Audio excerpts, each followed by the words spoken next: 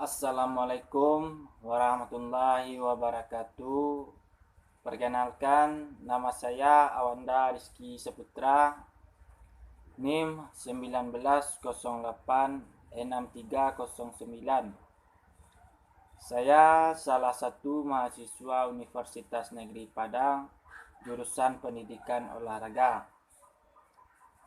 Pada kesempatan kali ini saya akan mencoba menjelaskan analisis administrasi pendidik dan tenaga kependidikan dalam mata kuliah administrasi dan supervisi pendidikan dengan dosen pengampu Dr. Hanif Al-Qadri, SPD, MPD. Administrasi pendidik dan tenaga kependidikan. Pendidik secara umum, pendidik di Indonesia lebih dikenal dengan pengajar, yaitu tenaga kependidikan yang berpartisipasi dalam menyelenggarakan pendidikan dengan tugas khusus sebagai profesi pendidik.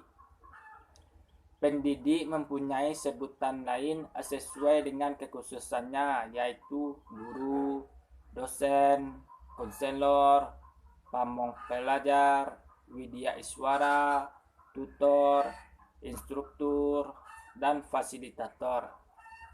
Sedangkan dalam Undang-Undang Nomor 20 Tahun 2003 Bab 11 Pendidik dan Tenaga Kependidikan Pasal 39 mengatakan bahwa pendidik merupakan tenaga profesional yang bertugas merencanakan dan melaksanakan proses pembelajaran, menilai hasil pembelajaran, melakukan pembimbingan dan pelatihan, serta melakukan penelitian dan pengabdian kepada masyarakat. Tenaga kependidikan. Dalam Undang-Undang Nomor 20 Tahun 2003 Bab 11 Pendidik dan Tenaga Kependidikan Pasal 39 yaitu tenaga kependidikan bertugas melakukan administrasi, pengelolaan, pengembangan, pengawasan, dan pelayanan teknis untuk menunjang proses pendidikan pada satuan pendidikan. Tenaga kependidikan meliputi kepala sekolah, pengawas satuan pendidikan, tenaga administrasi, tenaga perpustakaan, tenaga kependidikan lainnya, orang yang berpartisipasi dalam penyelenggaraan pendidikan di satuan pendidikan, walaupun secara tidak langsung terlibat dalam proses pendidikan. Proses administrasi pendidik dan tenaga kependidikan itu ada 3. Yang pertama yaitu pengadaan, yaitu suatu proses mengadakan dan menerima, mencari dan menemukan siapa yang akan menjadi calon pendidik dan tenaga kependidikan yang sesuai dengan harapan di dalam lembaga pendidikan dan tenaga kependidikan. Yang kedua, penempatan.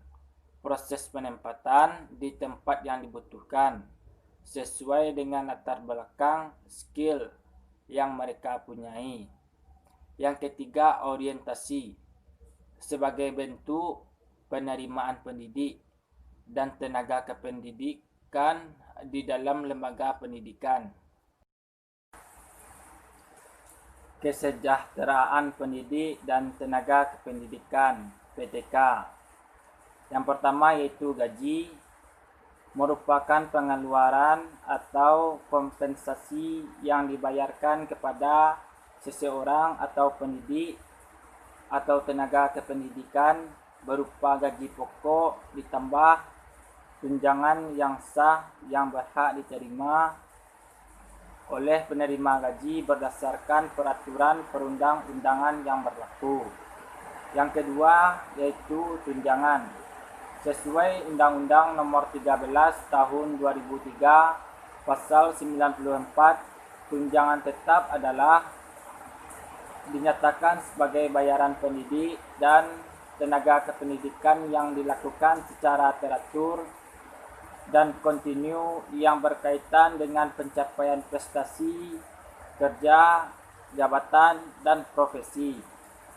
Sedangkan tunjangan tidak tetap adalah pembayaran yang diberikan yang tidak ada kaitannya secara langsung dengan pencapaian prestasi, jabatan, profesi, bentuknya seperti uang transport, uang kinerja, serta uang produktivitas.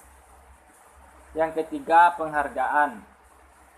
Sesuatu yang menarik orang lain untuk melakukan pekerjaan dengan sebaik mungkin dan bisa memotivasi pendidik dan tenaga kependidikan dalam pekerjaannya.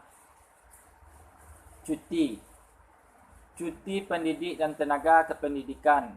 Seorang pekerja berhak memiliki cuti tahunan sekurang-kurangnya 12 hari dan yang wanita memiliki 1 bulan sebelum dan 2 bulan setelah melahirkan.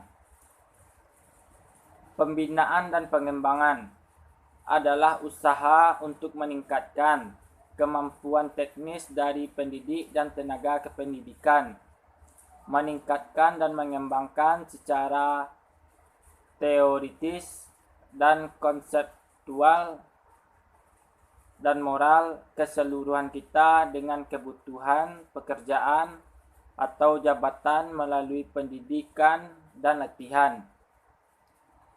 Sekian yang bisa saya sampaikan dalam analisis video ini.